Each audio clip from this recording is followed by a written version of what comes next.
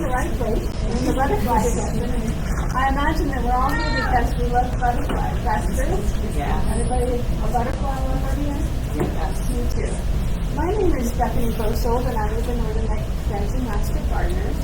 And my typical audience is usually youth, because we work with youth education programs. And I met Heather here at the library, and she always works with the teens and the teens. And so some of you are a little older than I usually meet with. So if I am a little beneath your level, please excuse me. I'll do my very best to try to meet everyone's needs. But I work with youth education and we do a lot of programs within the community.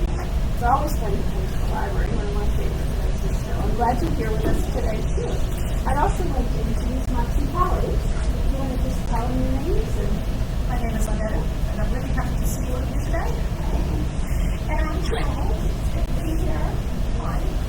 And we always tag team, so it's very fun to have them with us, too. And when it gets to the down and dirty, messy part, they're going to be helping out with that. So let's get started. That's well known. Can everybody hear Bethany? Trouble? I'll try to speak up, but if it gets to the place where I'm not heard, I understand we have a microphone that I could use, but I'll try to speak up a little bit for you, especially with that. Okay, the theme of the library session that we're part of is loving our planet, and so today this is what I have planned for us. I thought we'd start out with talking a little bit about the reasons that insects and pollinators are important, and talk a little bit about what's happening to them to kind of set the context for the butterflies and what comes next. After that, I wanted to share a little bit about the kinds of butterflies that we have here in the northern neck, some of those that are most popular here, what you might like to see. And I'll also include what their caterpillars look like, so that if you come across them in the yard while you're gardening or while you're out, you might just not take them for another worm or something that says that they're ugly or messy. There'd be a caterpillar that you might recognize. Also wanted to talk just a little bit about attracting more butterflies and pollinators to our gardens and how we can do that. And then finally, we have a project, and this is aimed particularly for the kids, but everybody can have fun with that, where we're going to make some wildflower seed bombs. And I have an assortment of seeds here for you, and we also have a mix so that you can take it home and plant it in your own garden. And you can leave here feeling like, I can do something to help the planet, and I can do something to exactly what you want. So that's what the session today will look like. And by the end, I should be able to remember which button to do. Let's just hope. This was the part for the kids, so maybe it'll be a review for some of you that haven't thought about this for an awful long time. But pollinators, what are they? Well, it's really anything that moves pollen into the inside of a plant. And it's so important because almost 90% of the plants need that pollination process in order to be able to reproduce and to grow. So the pieces that are important are the male parts of the plant and the female parts of the plant, and the pollen has to get down from the male part into the female part so that they can make the fruit and make the seeds. And so this was my little brainstorm. What are some examples of pollinators? Just yell them out and we'll see how many we can come up with. Bees, definitely. Birds, butterflies. Wind. Wind, yeah. The kids never think of the wind. That's a good one, and that's a very good call. Ants. Ants, definitely. Animals like raccoons, Yeah. foxes. Yeah. Even lizards, they shake around a little bit. Squirrels. Squirrels, yeah, they probably help a little bit. I don't know. Yeah, that's good. Let's see if I have any that you missed. Got the wind. I was thinking the kids wouldn't get the wind. Water, rain can help to get the pollen, move the pollen from the top to the bottom. I don't think anybody said beetles. And of course, butterflies, we're here with butterflies. Ants, you got birds, flies. Oh, bats. Bats are very good pollinators, which some people don't think about. So an awesome online YouTube video of bats pollinating. It's just amazing. Moths, wasps, and then in the water. Which would you think would be the most ideal pollinator? There's one that's really stand out when it comes to as far as the plants are concerned. It's way better than the others. Which one's on the list? Definitely. There he is, the best pollinators to be. They're very, very well adapted with their body shape and their structure and the different things that they go through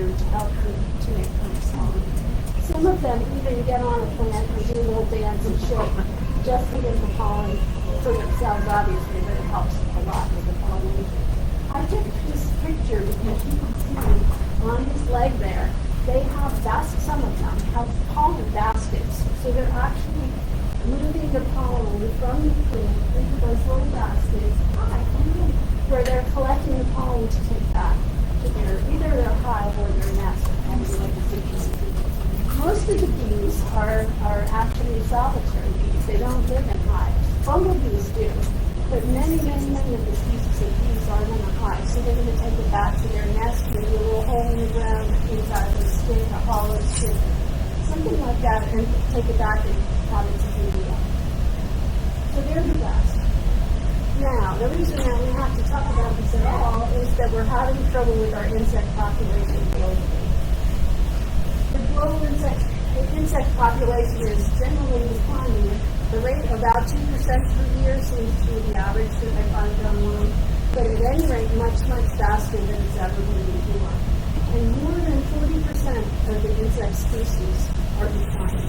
Now think about that, 40%. And some of you may have lived in a time like I, when I think about it. When I was a kid, it just seemed like there were so many insects, there were so many butterflies, so many everything. You know, you just see them everywhere. You would take a trip in the car, and the whole front would be splattered. The windshield would be covered. You really couldn't go on a trip without having tons and tons of insects when you were done. But that's really not so much the case anymore. So 40% of the insect species are declining, and then 1/3 of them are considered endangered. So that's what this is worldwide. So that's a sad situation. Some of those most affected are the bees, the flies, the butterflies, the moths, the beetles, and the dragonflies, and those that we rely on to pollinate, particularly the flowers. And just one example, and Great Britain has been doing a lot more research than we have. But one example is this study from Great Britain released back between 2000 and 2009, and they were looking at the farmlands there. What they found out was that the number of butterfly species had fallen in that period of time by 58%. So why do you think that's happening? So that's the pollution, pesticides, loss of habitat, big one. Anything else you can think of? Weather. Yeah, good one.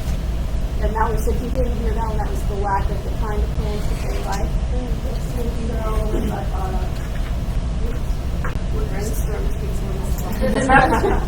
We're ahead of ourselves.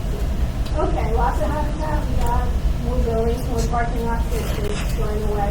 Mosquitoes. I separated it, but it's almost the same. Industrial farming, and the amount of farmland needed to feed all of us is just crazy.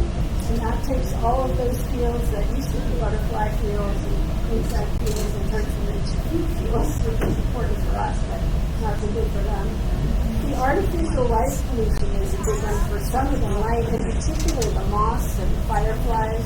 They need to be able to see one another and not have that light distracting them. Some moths will come and they'll go to bungalows or some street lights and they'll forget about going and mating, which is what they're supposed to be doing. You know, they're just so distracted by the light. So that's a big one. We talked about climate change. Basically, these places drying out. They used to be wet.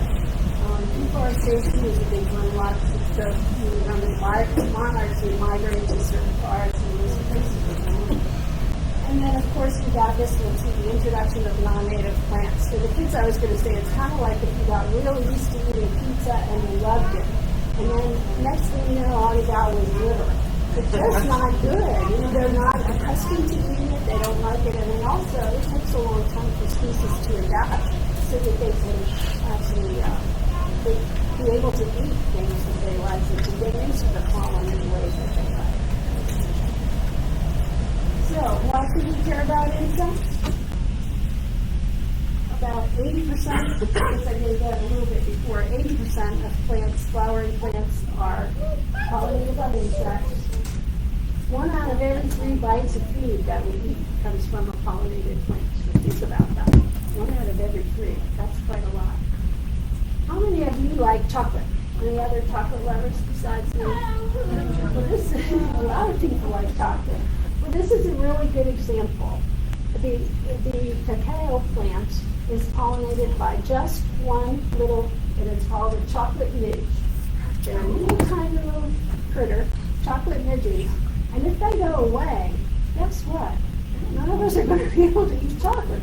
And after I learned that, I thought, this is really terrible. I hope other people are caring for these chocolate midges near where the cacao plants are, because that would be awful. So there's just so many things like that. We don't think about it, but flour and nuts, fruits, all of those different things that we rely on insects for, and that we love to eat. And then commercial agriculture depends on insects for their crop production, and about a third of the world's population, crop population, directly depends on insects. So that's pretty much. And then, of course, money. Bottom line, $29 billion to our economy annually. So without them, we would be. Okay. Secondly, not only do they help us with our food, but they help many critters with their food. And they're really down at the bottom of the food chain, but everybody up above them really relies on them. There's a research, and I was going to study this book first in the library, so if any youngsters, or maybe you've seen the book, another version of this by Doug Tallamy. He's a professor at the University of Delaware. And he's done an awful lot of research with his students about the loss of habitat, the things that you can do. He has a whole movement about ways that you can create habitat in your backyard. But he said, of course, that if we all would look at that and do a little bit we can in our backyard, it would make a big difference. But look at this. Well, he didn't. He got his graduate students to count chickadees bringing worms to their young. So the two kids would sit out there and watch all the chickadees as they left and brought a worm back to their knees. And it took 2,000 or 3,000 worms for each of those chickadees to raise one batch of chickadees in their nests. So you think about how many 2,000 or 3,000 worms are. Oh gosh, that's quite a pile. And the thing is, they can't eat anything but the soft, squishy insects that eat seeds. They can't go to a feeder and get seeds for their babies because they're just not developed enough to be able to eat. So that's pretty interesting. So the birds definitely would rely on that. And then also humans, because look at this. 3,000 active groups in 130 different countries eat insects. And you can't tell. That's like a deli. And I don't know what they are. I don't know what you grow it afterwards, right? So we'll maybe none of them. But anyway, 2,086 different species of insects eaten by our different friends throughout the world. So that's a lot of us. I'd rather eat the chocolate. Yeah, I have chocolate here, but still my favorite. And then, of course, they're decomposers. The insects are decomposers. Without them, our soil can break down. It takes a ton of time for soil to break down now, but without them, we wouldn't have the recycling of the organic matter that helps to fertilize plants. And then also, they are natural pest controls, valued at about 5.4 billion. Many of you have heard about beneficial insects in the yard. Many of them will, they'll take care of other insects that are causing problems for our production of our food and so forth. So those are some reasons why we should care about insects. And even though it's not the very best pollinator, hey, come on in. I wanted to focus today on butterflies because maybe they're the prettiest and maybe they're the most interesting. I don't know. Maybe I'm biased, but I really like them. So some reasons we like them, obviously, they're pollinators. They provide food both through themselves by being eaten. I found one being eaten every day, it's quite sad. And also through their caterpillars. Every time I raise a batch of caterpillar, I don't raise them, but I watch them being raised in my yard. I'm always sad to see the birds pick them off and pick up. But anyway, they food for their caterpillars. Their caterpillars are food for other species. And then they're just so beautiful. They're beautiful, they're colorful, they're graceful, they're mesmerizing. It's so fun to watch them. And the one other thing I think about too is they don't sting. They're also really quiet. It's beautiful. It's not like when you stand under a tree and the bees are buzzing and all the stuff, but they're just quietly going about their business. Do you have any other reasons that you like butterflies or anything? Okay. And this too, for the kids, I spelled it wrong and I apologize for that.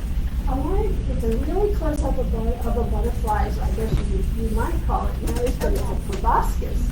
And that long thing, right there in the middle of its head, stretches out, curls around in a circle, and that's how they get their nectar.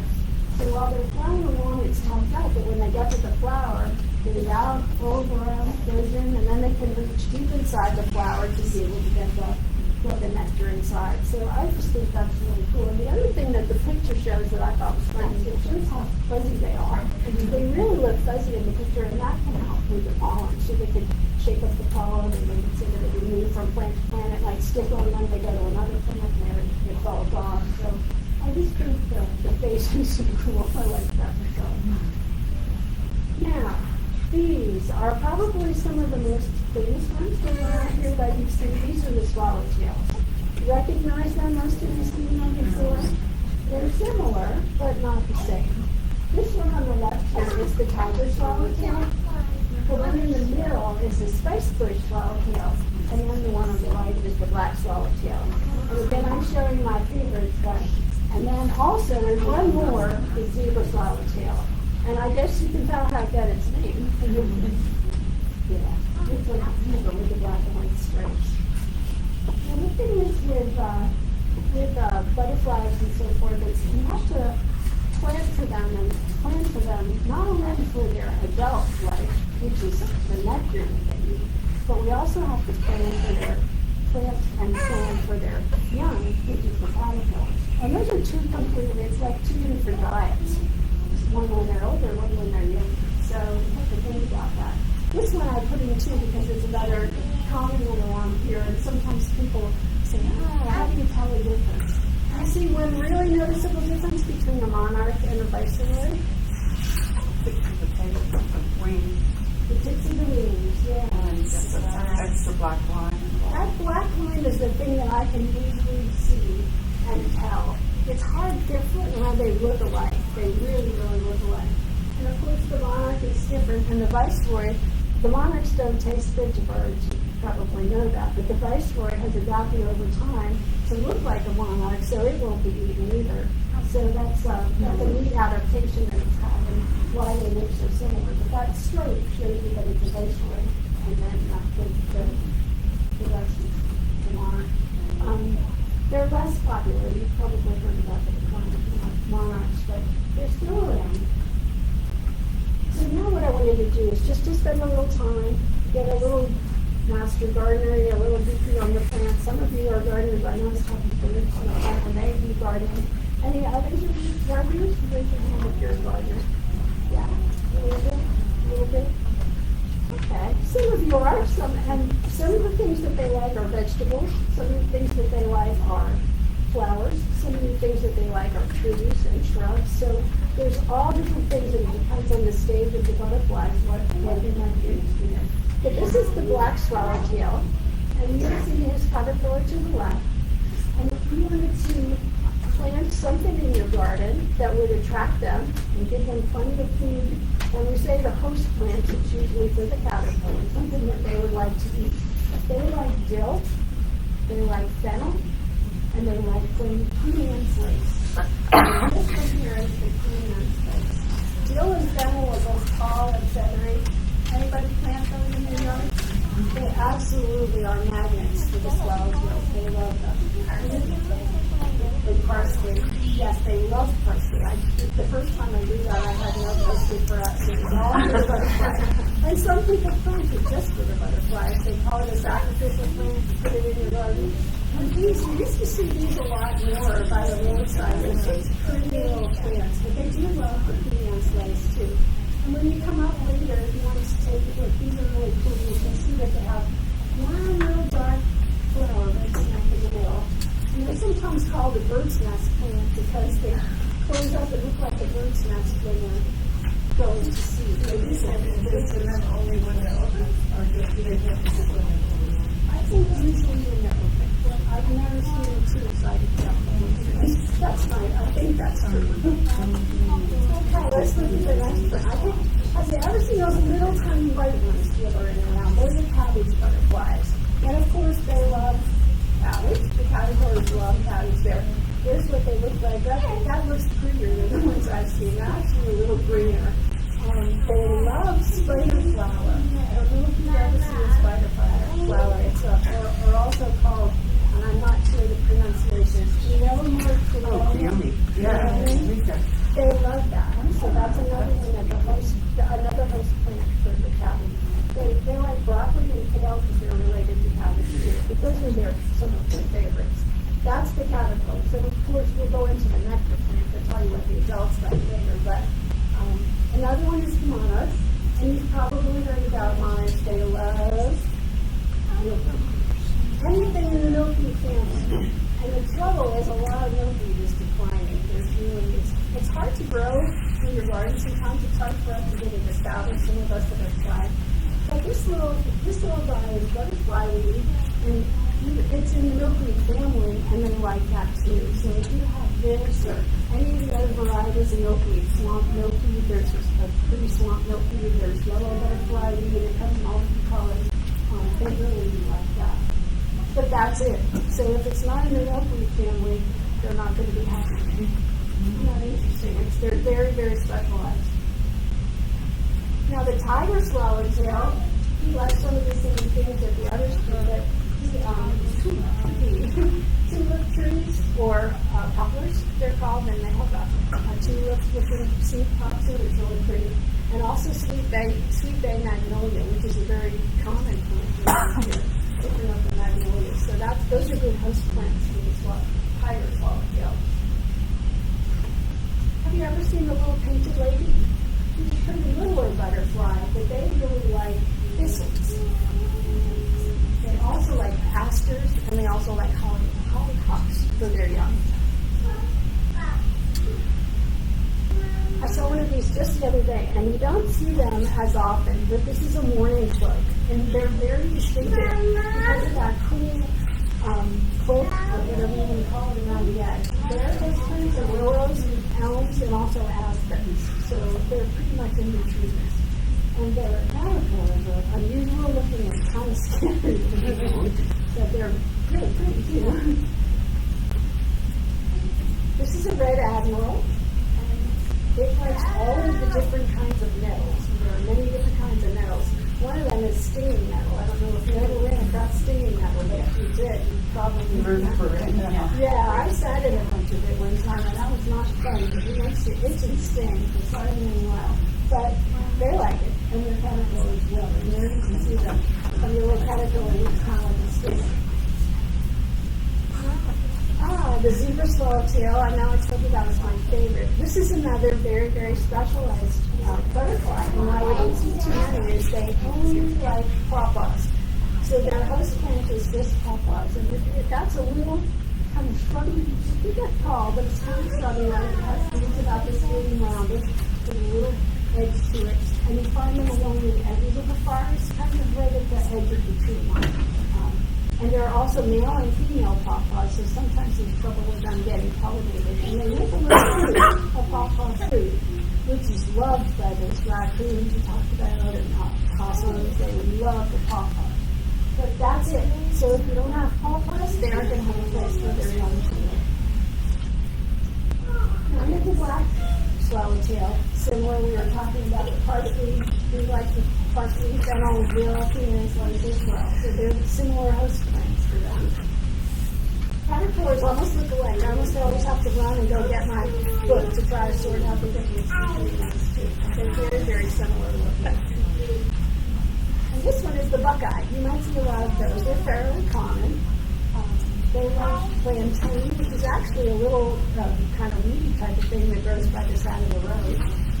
They like verbenas, which is all the verbenas are verbenas and verbenas. So this would be one of the species of verbena. They really love this. This is the one that the nickname, common name is lollipop plant. The kids love that. It does kind of look like a lollipop or tall verbena, but they're very, very good for butterflies. not just for the, Now, is that a wildflower? you can plant them. It'll naturalize, but it's not a I wildflower. don't see it wildly. I don't see it wildly here. I don't see it in the wild around here too much. But once you start it in your yard, it kind of flops around and you find it somewhere you never expected it. It moves around. They're drop seeds. Yeah. And when you look at the seeds, you'll see there are tons of them. They're very tiny. So they get around. Okay, so that's the caterpillars and the top butterflies. I just wanted to quickly now go to the flower part so we can see what they're like. These are some of the very favorite. The crisscross. I did that, didn't I?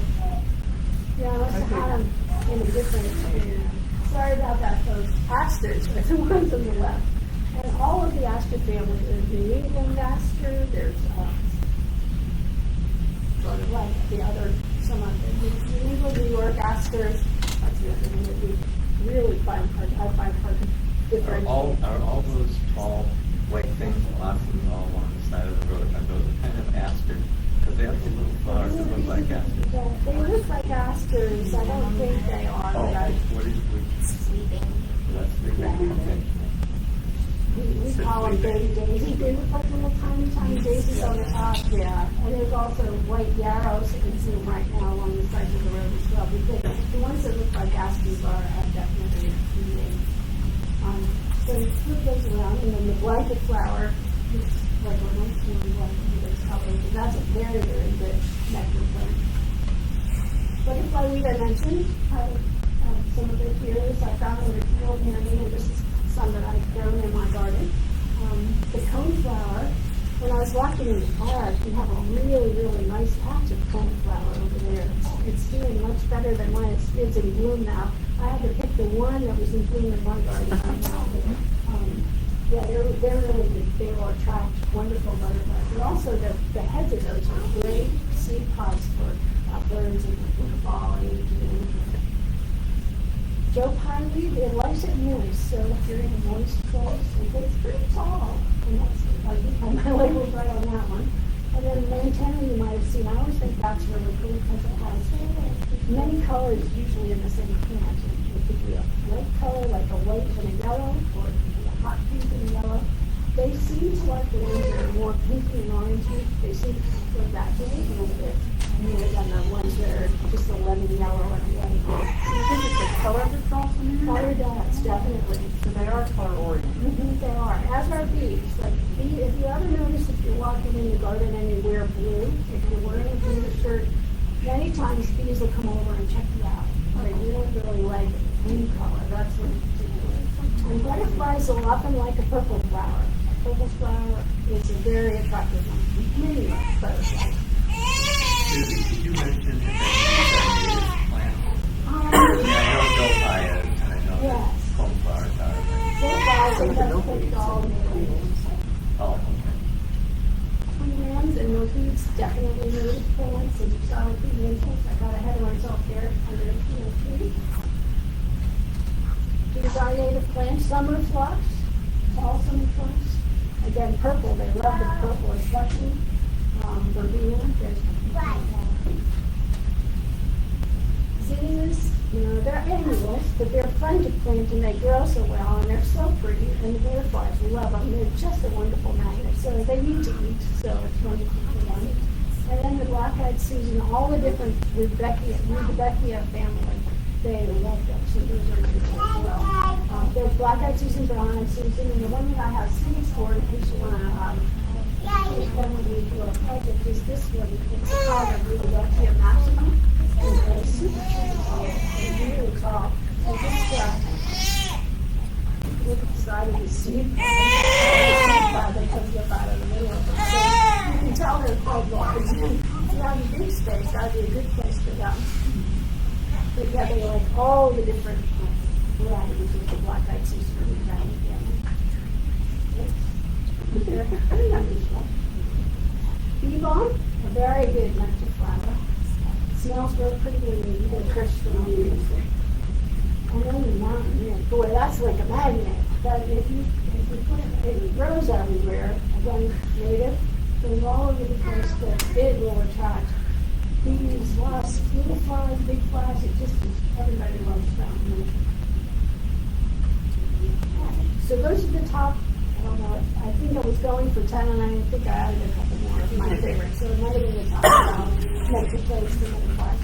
And to create an inviting butterfly habitat in your place, wherever you are, if you have the ability, think about host plants for the caterpillars. That's important, as well as the nectars for the adult butterflies.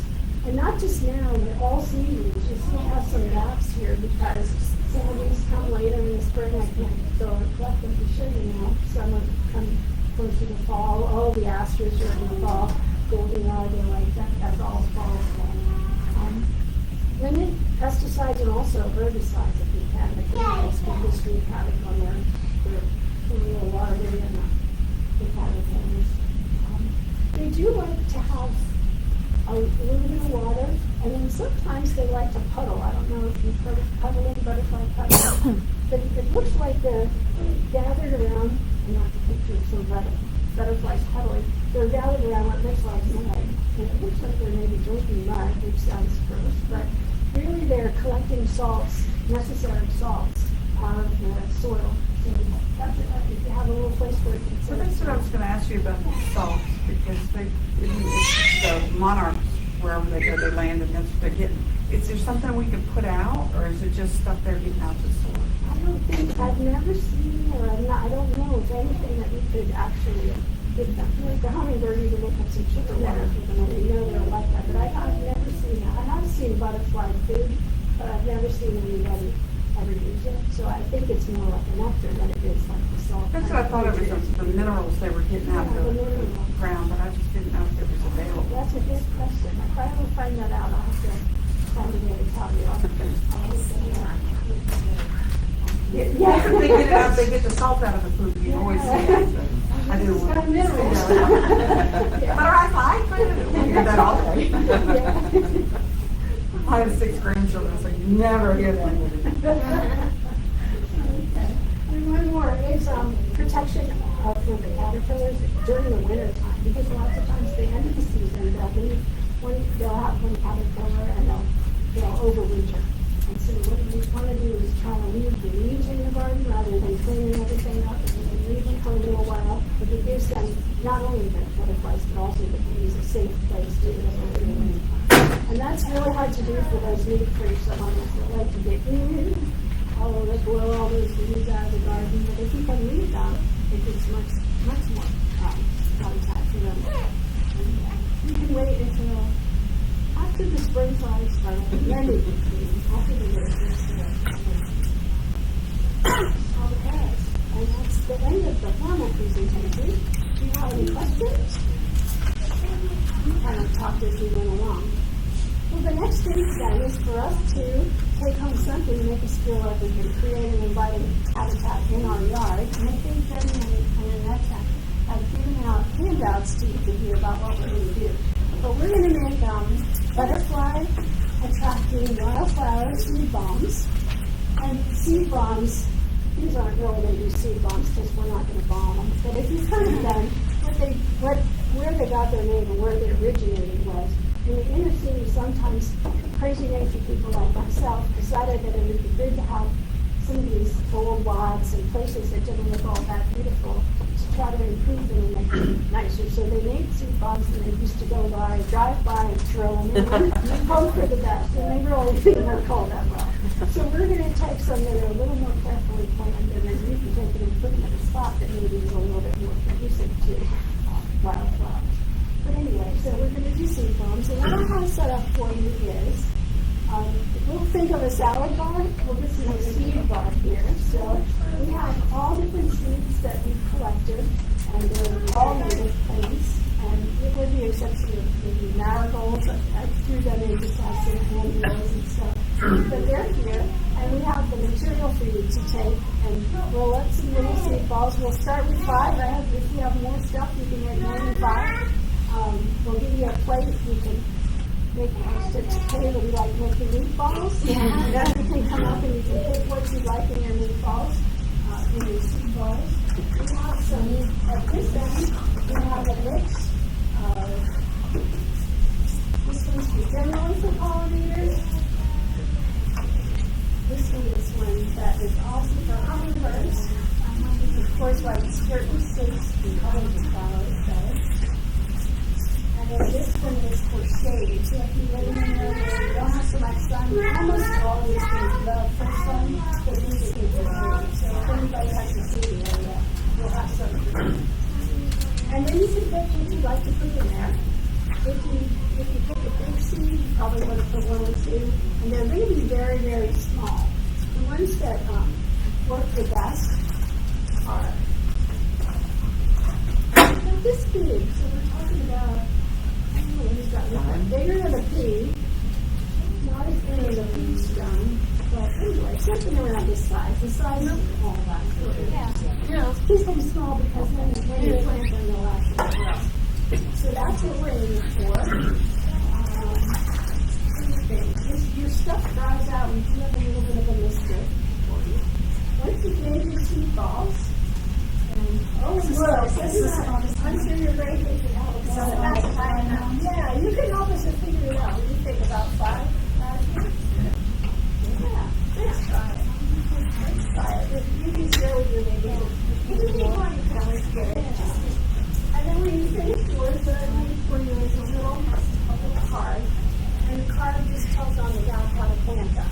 And at the bottom, in case anyone is only, if you're specializing up here, you're making a certain kind of seed, you can put what the contents are. So that, you can even be able to, if you want one that's only butterfly weed or only one, say, I know, these are the seed things. And then when you finish with your 5, the grow bags, when you put them in, they need to dry. They'll be looking today, but if you have, especially if you have them out in the sunshine, they'll dry. But these are, at least we'll get a little bit of air so that you can get them home. So take a bag, and then you can put the directions with it. You want to stake it out and have a stapler. So that's what we invite you to do. We invite you to the seed bar to make some seed bombs and take them home and plant them in the yard. Yeah, I have a question. So where is a good place to get these kinds of seeds, the native seeds? Well, there are plenty of catalogs. I really like what's called Prairie Moon. Okay. That's one I use a lot. But these are all swapped from my friends. So these we every year just about anybody need them or whatever, and we'll collect them and swap them and share them. So that's another good place. But you can certainly online find them. If you want to buy plants, I know down at Douglas Farms they have a lot of different plants now. They have a lot of natives that are collecting down there. You want to just buy it already made and then you guys are all in trouble. But that's a good spot locally. Is it too late to plant these now? I don't think so. Looking at most of the germination times, you may not get some, you might get, most of you on perennials, you can at least get the plant started. And if it doesn't blossom this year, it will next year. My butterfly weed always takes a while, whatever you can see. I'll just get, the first year I just got a plant, but then they'll probably do. And they do look like leaves. They're Really squarely looking when they they'll also come out late too, so they won't be early, so you kind of wait.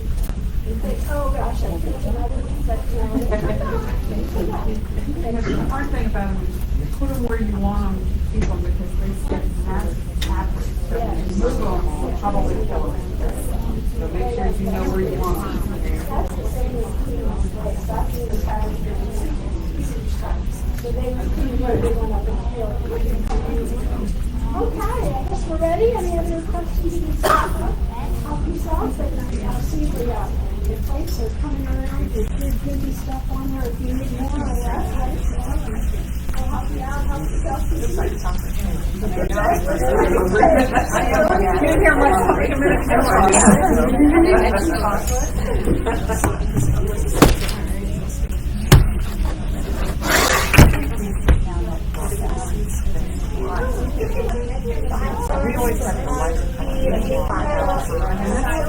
One question, guys. You make the balls first. Yeah, you make the balls first, and then it'll be much easier to roll them around on the outside. And if you take, remember you If you take a look at your sheet, it tells you approximate numbers. You want to do 2 or 3 larger seeds, or if you're doing smaller seeds, 6 or 8. And some of them are really tiny, you aren't going to be able to count. But do the balls first, then do the seeds and roll them in. No ice on that thing? It does look like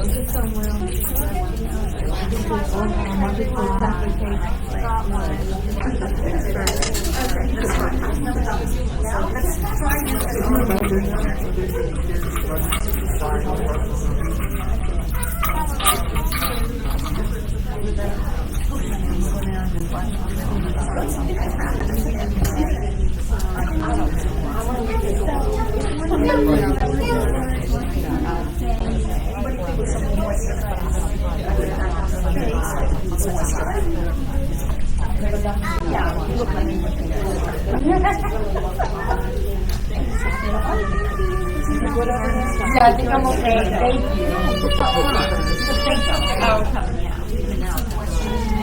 Yeah, thanks.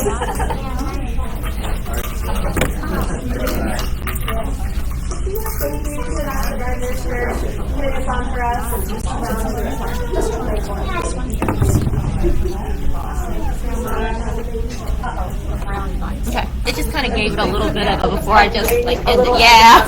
That's why I always make Tanya say, see you next week.